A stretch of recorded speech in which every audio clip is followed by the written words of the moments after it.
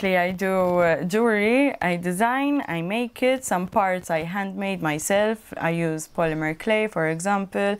I use acrylics, flowers, beads, everything you can imagine. I use a lot of techniques to come up with vintage-inspired steampunk-style jewelry.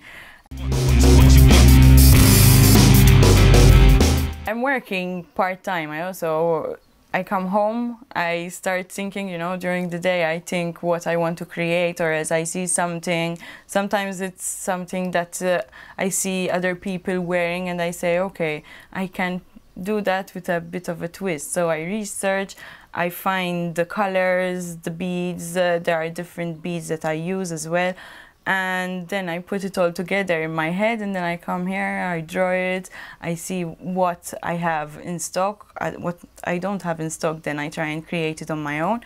And then I come up with something that is always something unique in a way. Part-time because it takes a lot of money to invest in getting the supplies and getting tools, and I still need to pump into it financially mainly. And it also takes a lot of time to get supplies because on the island there aren't many, and the ones that there are you have to, you know, find and make sure that it's convenient as well for you, and also the quality. First of all, it started word of mouth, friends and family. Oh, you know, she's doing this, check her out. And then I started to attend some events and open air markets. I attended a Christmas fair. That was my first one. It was a full 5 days, and I wanted to see, you know, at first it was just online. I showcased my pictures of the jewelry that I made online. And then I was given this opportunity to participate in this Christmas market, which was my first, and the reaction was really nice because even though you see a picture online, it's completely different from being able to touch it, see it, try it on, and you see the reaction of people instantly. I work mainly with antique bronze, acrylics and clay, but then there's also, I recycle some things, like for example clock parts. And clock parts I don't, you know, just find watches off the market. I actually go to antique markets, find unused clocks like alarm clocks, or we disassemble them and find what we can use from those clock parts and create jewelry with it, and it actually looks pretty good. So it's something different in Malta because I've never seen anyone do it. So abroad, yes, there is this venture going on, but over here it's first, because turning something unused into something pretty to wear is a bit of a feat, let's put it this way, but then it turns out to be something quite unique.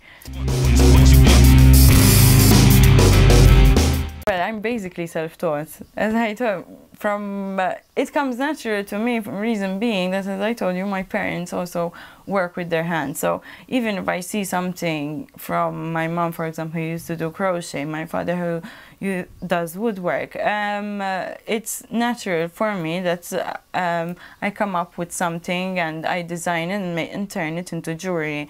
I'm self-taught, being that, you know, I see something, I see a picture, okay, I can create it. I find ways, I trial and error, a lot of trial and error, but then it's very satisfactory for me. It's, you know, part of the job satisfaction to see something finished and something that people and women can wear all over the world, basically.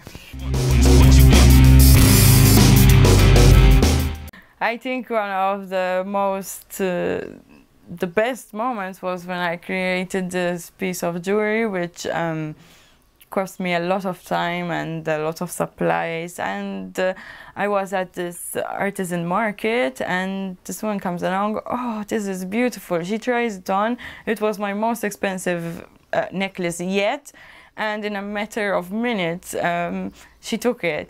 And I was left shaking, to be honest with you, because it was like, it took me so much and now it's gone, you know.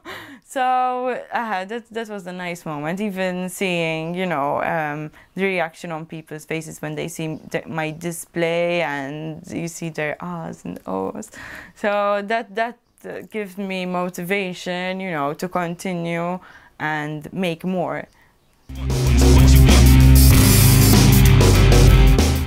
Hopefully with my own shop and making more, continuing with this kind of style, which is something that is close to my heart, because it's something classic. It's not, you know, someday it will go out of fashion.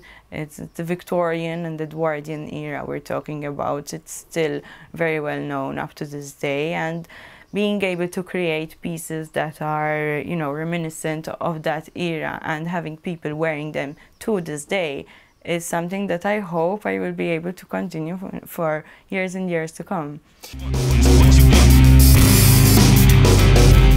About 200 to 150 euros a month.